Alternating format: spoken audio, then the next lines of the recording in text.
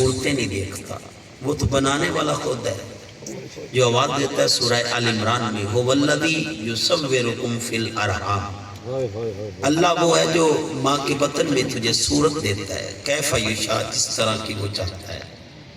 کون اللہ؟ جو آواز دیتا ہے سورہ مومنون میں، یہ قرآن کا 23واں سورہ ہے اور اس کی آیت نمبر 12 سے شروع کر رہا ہوں۔ اللہ پاک ارشاد فرماتے ہیں وَلَقَدْ خَلَقْنَا الْإِنسَانَ مِنْ سُلَالَةٍ مِّن طِينٍ، انسان کو میں نے مٹی کے جوہر سے پیدا کیا، ثُمَّ جَعَلْنَاهُ نُطْفَةً فِي قَرَارٍ مَّكِينٍ، پھر تو ایک پانی کی بوند تھا، میں نے ماں کے رحم میں رکھا اور ماں کے رحم کو تیرے لیے مضبوط ٹھکانہ بنا دیا۔ ثُمَّ جَعَلْنَاهُ نُطْفَةً عَلَقَةً، پھر اسی پانی کو تیرے رب نے لوتھڑے میں بدلا، فَخَلَقْنَا عَلَقَةً مُضْغَةً، تو ایک لوتھڑا تھا میں نے تجھے بوٹی میں بدلا، فَخَلَقْنَا مُضْغَةً عِظَامًا، تو ایک بوٹی تھا میں نے ہڈیوں سے کرو دیا، فَقَسَوْنَا الْعِظَامَ لَحْمًا، تو ہڈیوں کا ایک مجسمہ تھا میں نے تجھے گوشت چڑھا دیا۔ یا اللہ یہ کہاں کی باتیں ہیں؟ کہا تیرے ماں کے پیٹ کی باتیں، میں نے ماں کے بطن میں تجھے صورت دی، ثم انشأناه خلقا آخر، پھر تجھے حسن دے کے اس دنیا میں بھیج دیا، فتبارک اللہ احسن الخالقین، پس بابرکت ہے وہ اللہ جو سب سے بہترین بنانے والا۔ اب اسے بناوٹ سے تو غرض ہی نہیں ہے، وہ تو بنانے والا خود ہے، صورت دینے والا وہ خود ہے۔ سورہ حجرات میں آواز دیتا ہے، یہ قرآن کا 49واں سورہ ہے اور اس کی آیت نمبر 13 کے الفاظ ہیں۔ اللہ پاک ارشاد فرماتے ہیں یا ایھا الناس، اے انسانوں، انا خلقناکم، ہم نے تجھے تخلیق کیا، من ذکر، مرد سے، و انثی، اور عورت سے، یعنی مرد اور عورت کے مجموعے سے تجھے تیار کیا ہے۔ یا اللہ اگر یہ دونوں نہ ہوں تب بھی کام ہو جاتا ہے؟ اللہ کہتا ہے ہاں ہو جاتا ہے۔ جاؤ سورہ مریم پڑھو، وہاں باپ کے وسیلوں کو ہٹا دیا۔ سورہ مریم کے الفاظ ہیں، اللہ پاک ارشاد فرماتے ہیں جب حضرت مریم شہر ناصرہ میں داخل ہوئی تو گودی میں بچہ تھا، اب گود میں بچہ اٹھا کے جب چوک ناصرہ میں پہنچی تو یہودی پکار اٹھے یا اخت ہارون ما کانا ابوک امرأ صائم و ما کانت امک بغیہ، اے ہارون کی بہن تیرا بابا تو ایسا نہ تھا، تیری اماں بھی ایسی نہ تھی، یہ بچہ کہاں سے لائی؟ فاشارت الیہ، آپ نے بچے کی طرف اشارہ کیا تو یہودی تڑپ اٹھے، قالوا کیف نکلم من کان فی المہد صبیا، اب گودی کے بچے بھی کلام کرتے، یہ بھی بات چیت کرتے۔ اب یہ چہمگوئیاں ہی کر رہے تھے تو حضرت عیسیٰ بول اٹھے، قال انی عبداللہ، میں کوئی اور نہیں، میں تو اپنے رب کا بندہ ہوں۔ اب حضرت عیسیٰ بن باپ آئے، یا اللہ ماں کے وسیلے کو بھی ہٹا سکتا ہے؟ اللہ کہتے جاؤ پڑھو سورہ مائدہ، یہ قرآن کا 5واں سورہ ہے اور اس کی آیت نمبر 110 کے الفاظ ہیں۔ اللہ پاک ارشاد فرماتے اذ تخلق من الطین کہیۃ الطیر بیضنی، حضرت عیسیٰ گلی مٹی لیتے اور اس سے پرندے کی صورت بناتے، فتنفخ فیہا فتکون طیرا بیضنی، پھر اس میں پھونک مارتے وہ اڑ جاتا۔ اب یہ کام تو میرا عیسیٰ کر رہا ہے، اب نہ اس پرندے کا باپ ہے نہ ماں ہے، بن باپ اور بن ماں تو میرا عیسیٰ پیدا کر رہا ہے، اس کے رب کی قدرت کا کیا حال ہے؟ اور دوستان گرامی قدر، اب وہ بنانے والا ہے، اسے صورت سے غرض نہیں ہے، اسے بناوٹ سے غرض نہیں ہے، وہ شکلیں نہیں دیکھتا، وہ شکل نہیں دیکھتا۔ عزیزان محتشم، دوسری بات آقا جانی فرماتے ہیں کہ میرے رب تمہارا مال بھی نہیں دیکھتا، وہ تو عطا کرنے والا ہے، وہ تو خود عطا کرنے والا ہے۔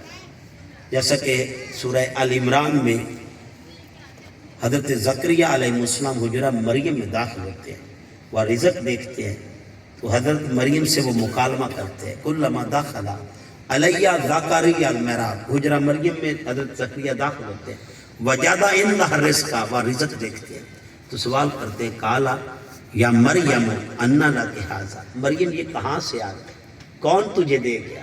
میں تو آیا نہیں، میں نے پہنچایا نہیں، یہ کون دے گیا؟ تو وہ بولتی ہیں قالت ہوا من عند اللہ، یہ زکریا کسی اور نے تو نہیں بھیجا، یہ تو میرے رب نے مجھے بھیجا۔ یہ میرے رب نے مجھے عطا کیا. ان اللہ یرزقو من یشاء بغیر حساب.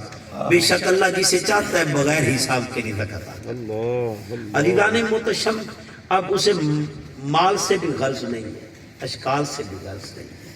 سورہ ہود میں آواز دیتا ہے, یہ قرآن کا 11 نمبر سورہ ہے, 12ویں سپارے کی پہلی آیت ہے. اللہ کہتے ہیں وَمَا مِن دَابَّةٍ فِي الْأَرْضِ إِلَّا عَلَى اللَّهِ رِزْقُهَا. اللہ وہ ہے جس نے جس کو بنایا ہے اس کے رزق کا ذمہ اٹھا لیا. وہ کہتا ہے جب تو شاکار میرا ہے میں تجھے کسی اور کی چوکٹ پہ چھوڑ دوں, کسی اور کے حوالے کر دوں, تو در در کی ٹھوکریں کھاتا پھرتا ہے. نہیں میرے بندے, جب بنایا تجھے میں ہی تجھے رزق عطا کروں. یا مجھے اپنے جد امجد کا ایک قول یاد آ گیا. حضرت مولا علی شیر خدا کرم اللہ تعالیٰ وجہ الکریم فرماتے ہیں, جو رب تاریک رات میں تاریک پتے پر چھوٹے سے کیڑے کو تیز آندھیوں میں نہیں بھولتا, وہ علی کو کیسے بھول جائے گا. اور وہ آواز دیتا ہے سورہ مومنون میں, ما کننا عن الخلق غافلین, میں تو نظر ہٹاتا ہی نہیں, میں تو تجھ پر نظر جمائے ہوں. وہ رب جو مجھے اور آپ پر نظر جمائے ہوئے اور کہاں دیکھتا ہے. سورہ لقمان میں آواز دیتا ہے, یہ قرآن کا 31واں سورہ ہے اور اس کی آخری ہے جس کا نشان 34 ہے. اللہ کہتے ہیں یعلم ما فی الارحام, تو ماں کے پیٹ میں تھا تب بھی اپنے رب کی نظر میں تھا. تو وہ تو اپنے بندے کی شکل نہیں دیکھتا, بنانے والا خود ہے. مال نہیں دیکھتا, بینک بیلنس نہیں دیکھتا. آج کے نعت خواں سے وقت لینا ہو تو مشکل ہو جاتا ہے, پیسے نہ ہو تو آپ محفل نعت نہیں کروا سکتے. آپ کسی مقرر کو بلانا چاہیں تو آپ کے پاس پیسے نہیں تو آپ محفل نہیں سجا سکتے. عزیزان محتشم آپ نے محفل سجانی ہے تو اس کے لیے پیسے ہونے ضروری ہے. لیکن اگر یہی بات مدینے کے تاجدار بھی سوچتے اور یہی ماحول پیدا ہو جاتا تو غریب بیچارے کہاں جاتے. بلال جیسے تو روتے رہتے, سلمان جیسے تو تڑپتے رہتے. جب سلمان فارسی کو کسی نے کہا کہ سلمان تیرا تو مدینے میں ہے ہی کوئی نہیں, میرے حضور تڑپ کے باہر آئے اور کہا خبردار کوئی میرے سلمان کو اکیلا کہے, سلمان من اہل بیت, سلمان تو میری اہل بیت میں سے, سلمان تو میرے گھر والوں میں سے ہے.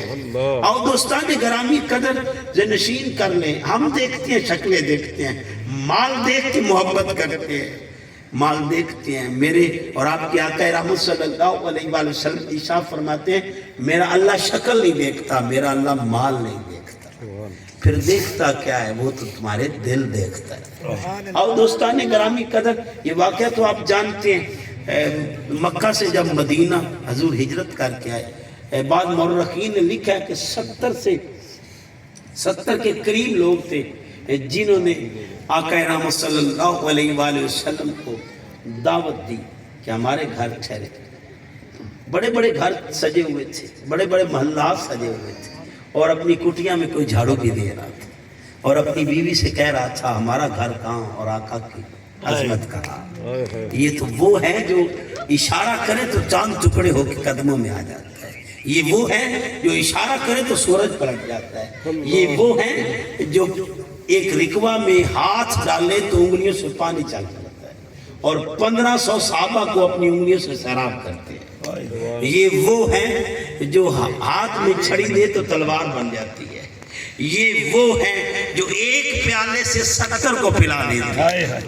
یہ اتنی عظمت والے ہمارا گھر کہاں اور وہ کہاں. عزیزان محتشم نشین کر لیں ہمارا گھر کہاں اور وہ کہاں, ان کی شان کیا ہے. عزیزان محتشم ابھی گھر میں رو رہے تھے, میاں بیوی باتیں کر رہے تھے. میرے آقا نے کہا سواری کو چھوڑ دو, سواری کو بھی پہچان ہے کہ میرے نبی نے جانا کہا. اور دوستان گرامی قدر آج کا پیر ہوتا تو سوچتا بڑا گھر ہوگا تو بڑا انداز ہوگا, بڑے طریق سے میرا استقبال ہوگا, لیکن وہ کائنات کا سردار. دوستان گرامی قدر اگر ان کا ماحول بھی یہ ہوتا تو بیچارے کہاں جاتے, غریب بیچارے کہاں جاتے. عزیزان محتشم یہاں شاعر نے کیا خوب نقشہ کھینچا ہے کہ جب اللہ کی بارگاہ میں شکل نہیں دیکھی جاتی, مال نہیں دیکھا جاتا, تو میرے مصطفیٰ کی بارگاہ میں بھی یہی حال ہے. اور شاعر نے کیا خوب نقشہ کھینچا ہے. وہ کہتا ہے ماڑی کلی تے خوش وقت ایو واہ واہ واہ واہ جتھے جا کے رکی ڈاچی محبوب دی نیویاں دا پرونا ہے ساڈا نبی کوٹھیاں تے چڑھے ویکھ دے رہے کیا بات آؤ دوستانی گرامی قدر ذلشین کر کیا بات اللہ مال نہیں دیکھتا اللہ اشکال نہیں دیکھتا اللہ تمہارا دل دیکھتا آؤ دوستانی گرامی قدر آقا رحمت صلی اللہ علیہ وآلہ وسلم ارشاد فرماتے ہیں تقوی کیا ہے؟ حضور فرماتے تقوی یہاں ہے جس کا یہ من صاف ہو وہی تقوی رکھتا. آج تو من میں اتنی میل بھر چکی ہے. ایک حدیث کے الفاظ سید عالم صلی اللہ علیہ وآلہ وسلم ارشاد فرماتے ہیں 5 عادتیں بچے کی مجھے بڑی پسند ہے. کتنی عادتیں؟ 5 عادتیں. عزیزان محتشم اللہ والے کہتے ہیں جس میں یہ 5 عادتیں آ جائیں وہ تو اللہ کا ولی ہو جاتا ہے. یہ وہ عادتیں ہیں جو آقا کو پسند ہیں اور جو بات آقا کو پسند ہو وہ اس کے رب کو بھی پسند ہو. صلی اللہ علیہ وآلہ وسلم 5 عادتیں بتاتے ہیں اور ان میں ایک عادت یہ بھی ہے کہ بچہ اپنے من میں میل نہیں رکھتا. من میں میل نہیں رکھتا, وہ من کی میل اتار دیتا ہے. بچے آپس میں لڑ بھی پڑے تھوڑی دیر بعد پھر سر بھی پھوڑ دے ایک دوسرے کا, تھوڑی دیر بعد پھر اکٹھے کھیل رہے. باپ پاس سے گزرے تو وہ لڑتا ہے ابھی تو تمہارا سر پھوڑا ہے اور پھر اکٹھے ہو گئے. وہ کہتا ہے ابا جان دے یہ دوست جو ہوا یہ میرا بیسٹ فرینڈ ہے. اب سر اس نے پھوڑا لیکن وہ کہتا ہے میرا بیسٹ فرینڈ ہے. دل میں بات نہیں رکھتے, دوستوں کی باتیں دل میں نہیں رکھتے, وہ دل سے نکال دیتا ہے. حضور فرماتے ہیں یہی عادت مجھے بڑی پسند ہے. آج میں اور آپ اپنے گریبان میں جھانکیں پرکھیں دیکھیں. آؤ دوستان گرامی کو تھوڑی بات کر لیں, ہم معافی نہ دینے کی قسم اٹھا لیتے ہیں. اس سے میرا کوئی رشتہ ہی نہیں, اس سے میرا کوئی ناتا ہی نہیں, اب میں نے اس سے بولنا ہی نہیں, میرا کوئی بھائی نہیں, میرا کوئی رشتہ دار نہیں, میرا کوئی ناتا نہیں, اس سے میری قطع تعلقی ہے. دوستان گرامی قدر سے نشین کر لیں. حضور کو یہ عادت پسند نہیں, حضور تو یہ عادت پسند کرتے ہیں کہ جو بندہ اپنے من میں میل نہیں رکھتا, اللہ پاک کی شاہ فرماتے قد افلح من تزکا, وہی کامیاب. اور ایک حدیث کے الفاظ سید عالم صلی اللہ علیہ وآلہ وسلم ایک دن مسجد نبی میں بیٹھے جلوہ گر.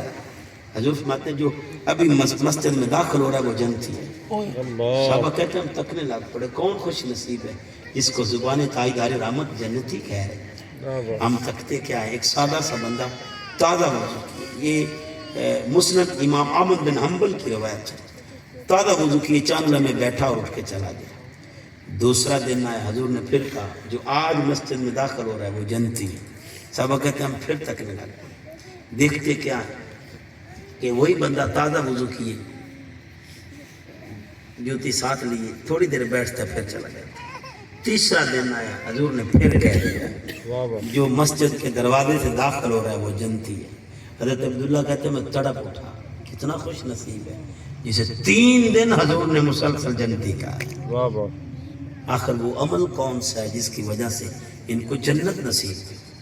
کہتے میں ان کے ساتھ ہو لیا اور میں نے کہا میں آپ کے ساتھ 3 دن رہنا چاہتا ہوں. کہتے رہ لے. کہا 3 دن میں ان کے ساتھ رہا, رات کو سویا بن جاتا تاکہ انہیں محسوس ہو کہ میں سو گیا ہوں, لیکن جاگتا رہتا تھا.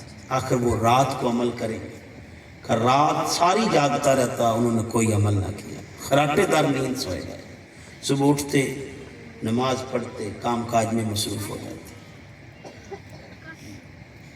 رات ہو جاتی, میں نے کہا پہلی رات تھی میرا لحاظ کیا, مہمان کا حیا تھا. کہا میں دوسری رات بھی جاگتا رہا. کہا وہ دوسری رات بھی سوئے رہے.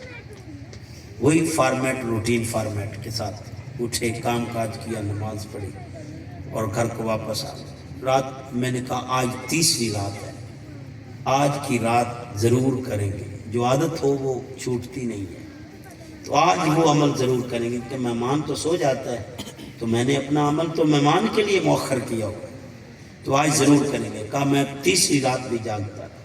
جب صبح کا سورج طلوع ہوا تو میں نے کہا حضرت میرا آپ کے ساتھ رہنے کا کوئی اور مقصد نہیں تھا, بس یہی مقصد تھا. آخر وہ عمل کون سا ہے جس کی وجہ سے حضور نے آپ کو جنتی کہا. کہتے ہیں اے عبداللہ اگر تو میرے ساتھ بھی رہتا تو پا نہ سکتا، ساری زندگی بھی رہتا تو پا نہ سکتا، میں تجھے خود ہی بتا دیتا۔ کہا کون سا عمل ہے؟ کہا یہ جو دل ہے یہ مومن کے بغض سے پاک۔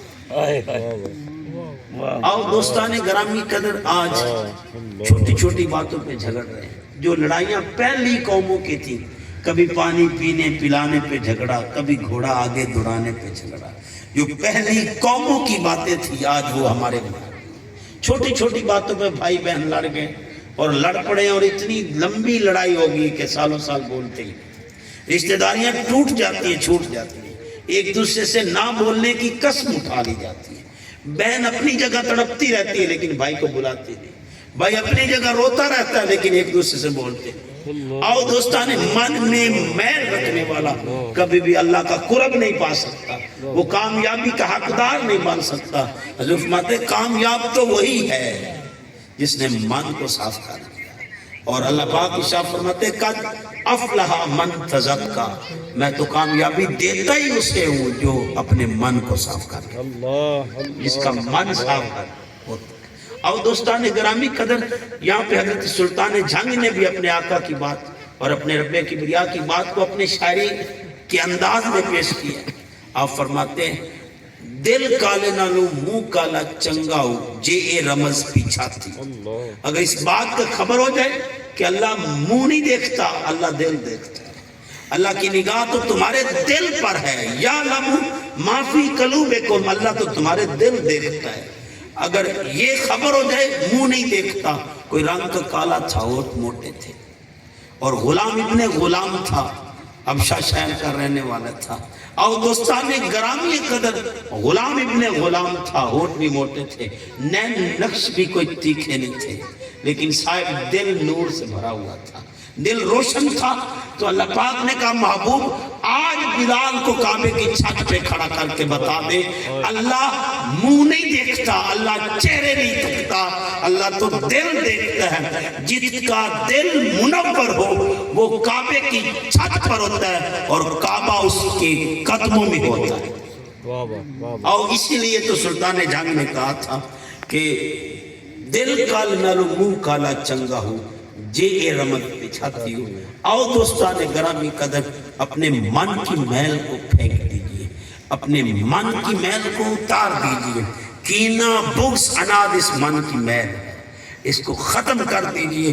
دوستان گرامی قدر، میرے شیخ فرماتے ہیں کہ بیٹا معافی مانگنے میں بندہ چھوٹا نہیں ہو جاتا، بلکہ اللہ اس کی عزت کو اور بڑھا دیتا ہے۔